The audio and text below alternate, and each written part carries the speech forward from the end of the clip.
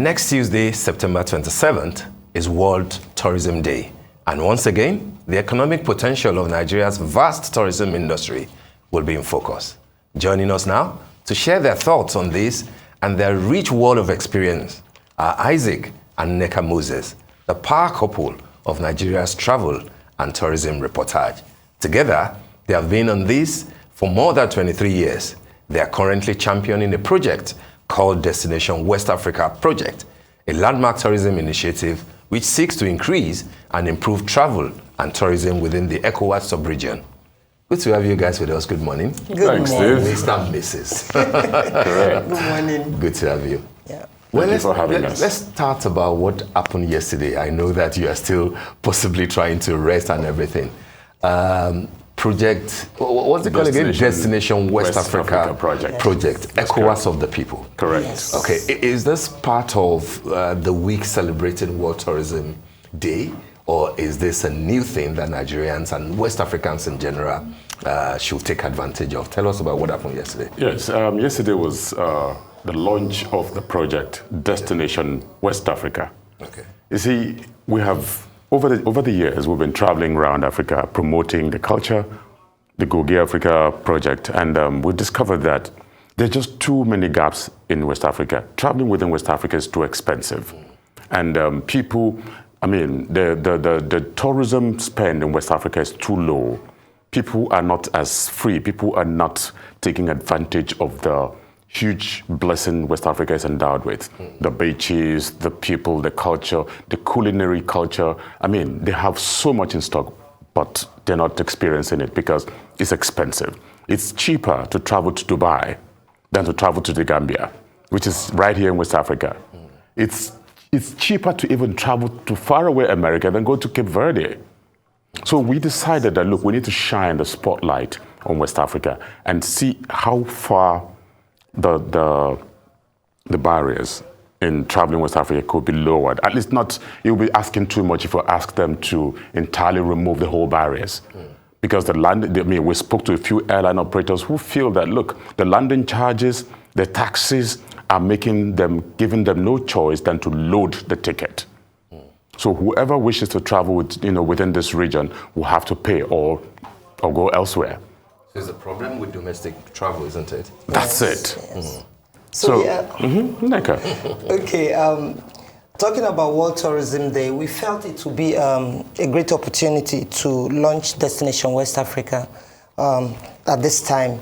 So we had to go into this Destination West Africa project with a lot of partners. Okay. Because it's not something we can do on our own. And we still believe that we need more partners to do this. So having traveled over the years, you find that travel within the West Africa region and the whole of Africa, yes, is a big issue.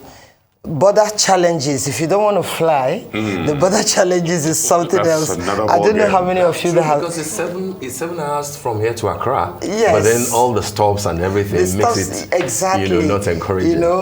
It's not fun passing Seme-Border, Lakonji, and all the rest of them.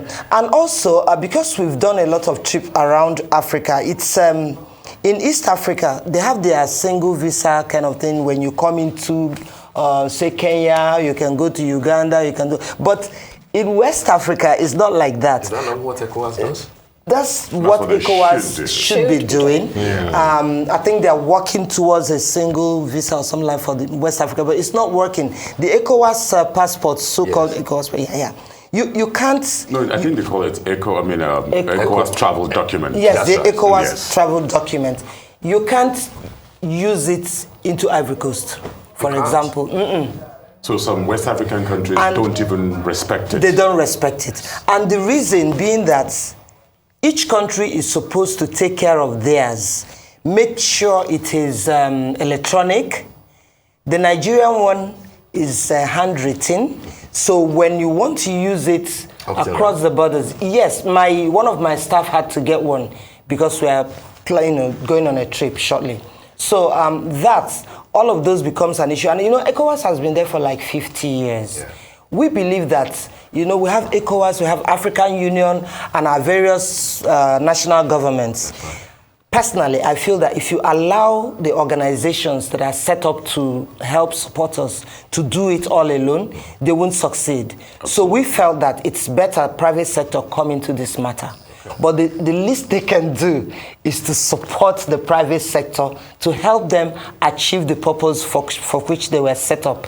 Yes. So that's why we went into Destination West Africa. If you notice, I mean, the COVID reality has really, it hit the tourism sector so hard that as part of the tourism recovery process, we're deciding that, look, the spotlight should be on West Africa. Because West Africa needs it more than any other region in Africa, really. Exactly. Yeah, that's right. South Africa is doing better than West Africa. We're probably the least visited, isn't We it? are the least visited. And then you find that when there are lots of people that want to come to West Africa because of our history. You see, the coastal communities. Coastal communities have great none history. of them will tell you they don't have that slave slave history. That slave trade Look at history Senegal. and the root. Look at Nigeria, Ghana. Nigeria is the least of all of them.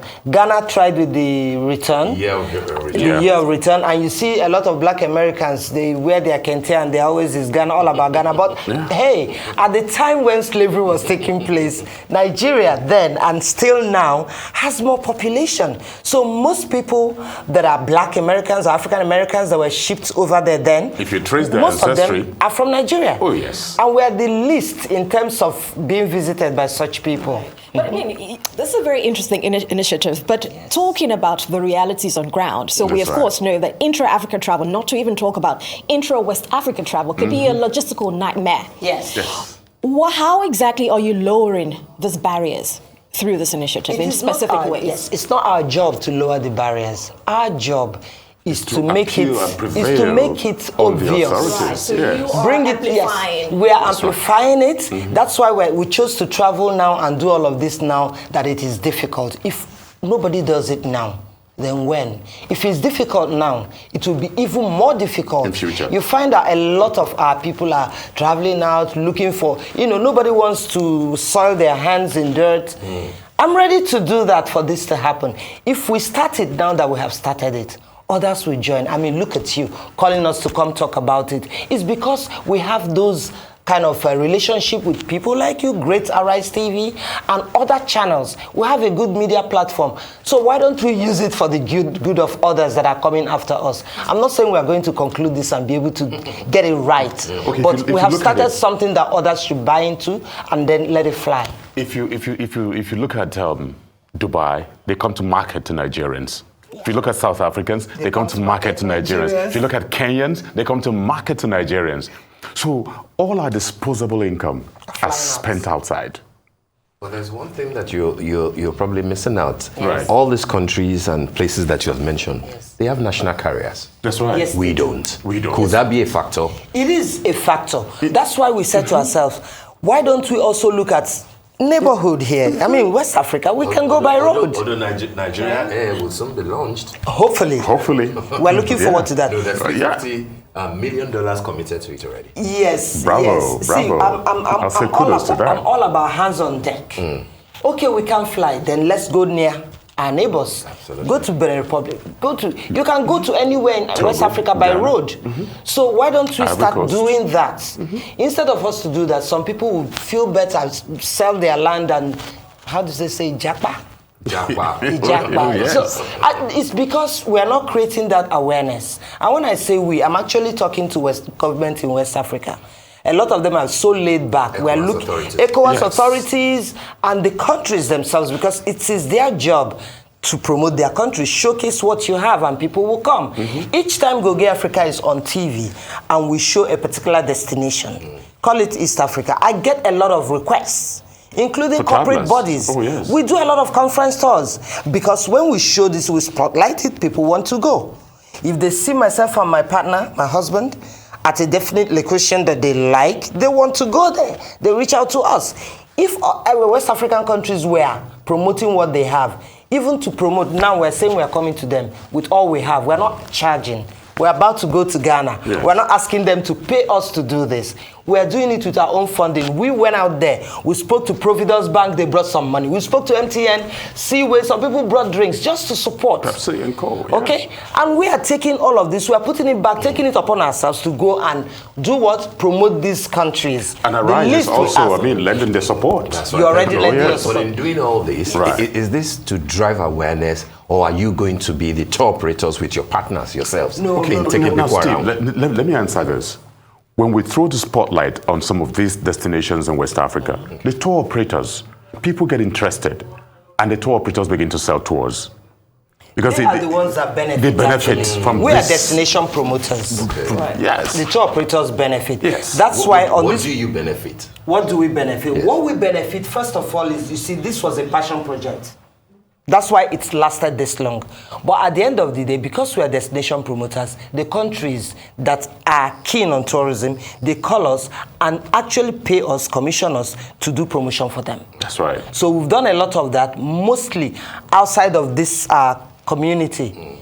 But through that, we make our money. That's right. And then plow it back again in doing the same thing over and over And again. of course, in streaming the program, advertisers Advertisers put their come to spots support, yes. on. So, Okay, let's talk World Tourism Day, which is Tuesday, September 27th. The theme globally is rethinking tourism. yes. How would you want the Nigerian government and governments of the ECOWAS states to rethink tourism along what you have initiated, so that, you know, it won't just be all talk, but, you know, talk shop as we've always done. Yes. What will you? Actually, if you ask me, is my personal opinion, I think in rethinking tourism, we should go responsible tourism. We should be mindful of how we conduct tourism businesses, be mindful of the environment. It's actually the reason we chose to host the launch of Destination West Africa project at an eco-friendly place. People, As the Lekki Conservation Center. yeah. Yes. People, because you see, the environment is what sustains tourism. If we don't treat the environment right, our beaches would suffer. The animals, the fish, and all the other creatures in the water would suffer. So and our people are usually they don't care about all this thing. So I feel that in rethinking tourism, we need to now lay more emphasis on responsible tourism. So the responsibility being on the respective countries and how you are attracting the tourism. Oh, yes. Right, okay. In addition to what he has said, I think in rethinking tourism, Nigerian governments and, of course, the governments of West Africa should really connect more with people who do promotion and the people who actually create the tour and execute the tours. That's the PPP. They always say it's on paper. Let them come together with private sectors in tourism space, so that, because for us, we have to do this to make money. Government have got options. There's oil, there's this.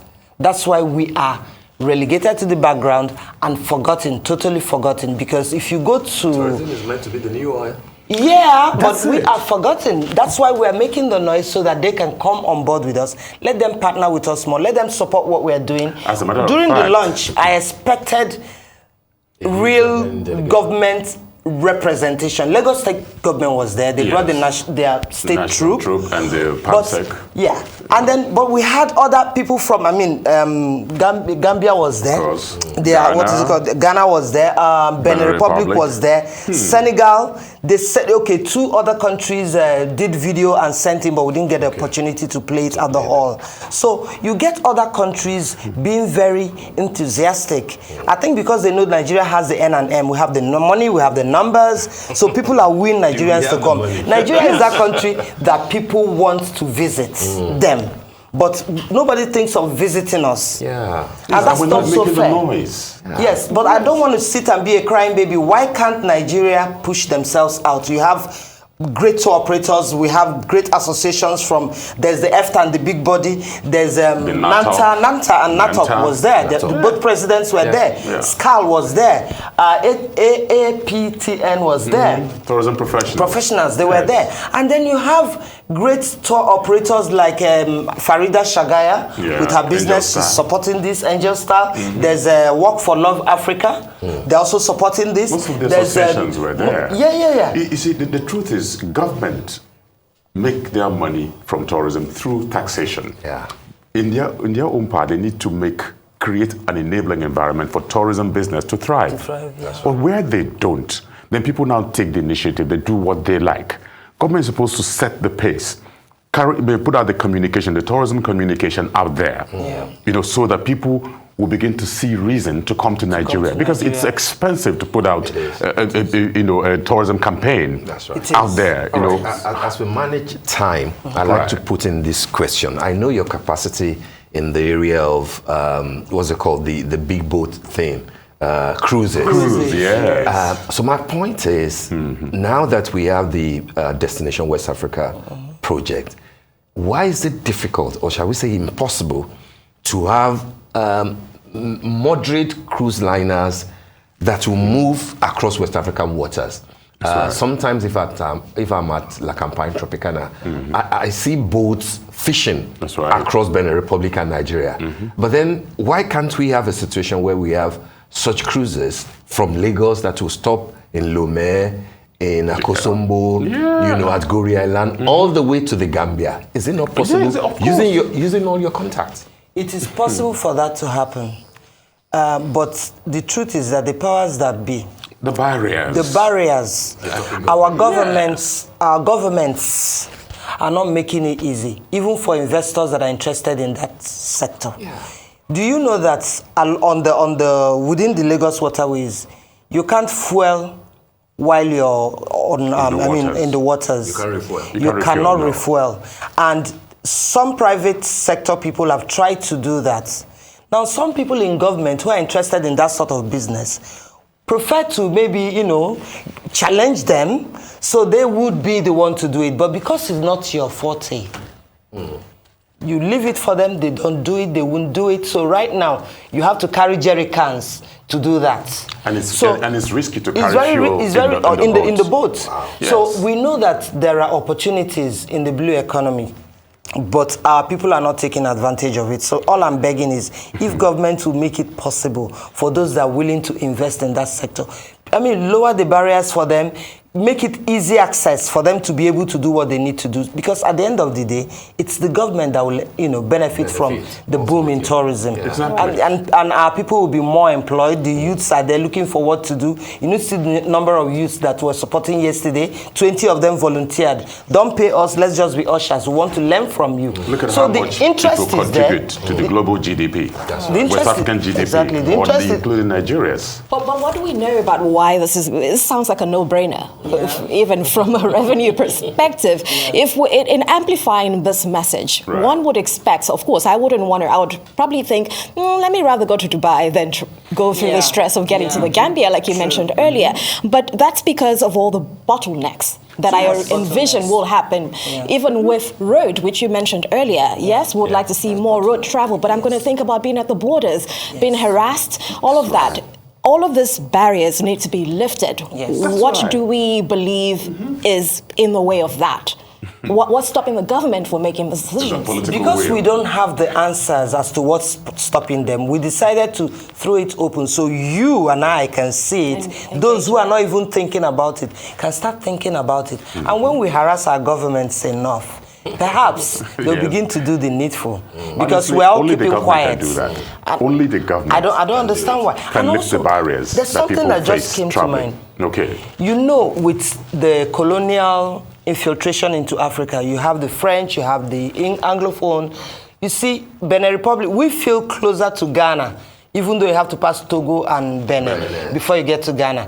These are I call it colonial barriers. We both speak English. We both speak English. So because of the language connection, we trust each other more than the French trust us. So they see themselves as different from us, even though we are closest. Now, do you know this might sound crude, geographically. some Nigerians are of the opinion that the Francophone Africa are usually very suspicious of businesses emanating from Nigeria. Are they? They feel Nigerians come in and they take over. That's the impression. Yeah. Exactly. So they don't make it easy for Nigerian businesses to thrive in their economy. And then I just hope that, because we really have to go, I just hope that for Tuesday, that there will be something concrete from not only the Nigerian government, but from the government of ECOWAS states, Nigeria in particular, because the whole idea of World Tourism Day, people might not know, was an idea of a Nigerian. I'm sure you know that. It is, Ignatius yes. Atibu, Yes. who eventually was recognized in 1989. Yes. And I think, for his memory, for us to continue to celebrate that gentleman, something concrete must be done, for But that. then on 27th, a lot is going on in Lagos here and all over Nigeria. Okay. There's a boat cruise. Tazan Jetty is doing something. We're all there to support. Yeah. So we'll wait for Tuesday. Absolutely. Thank and you. on that note, we've come to the end of this. Want to thank you so much, Isaac and Nneka Moses, for joining us this morning. Very lovely conversation.